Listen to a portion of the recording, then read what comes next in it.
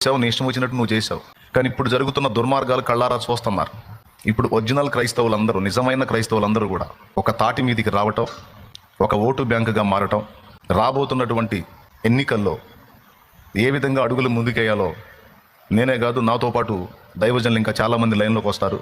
నా సహోదరులు ఇంకా చాలామంది ఉన్నారు, అంత తెర వెనక ఉన్నారు, వస్తారు. మొత్తం వాళ్ళు కూడా లైన్లోకి వస్తారు.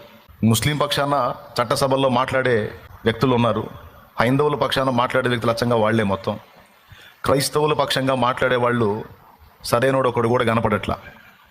అక్కడ కానీ ఇక్కడ కానీ, అక్కడ పార్లమెంట్లో కానీ ఇక్కడ కానీ ఎవడు లేడు.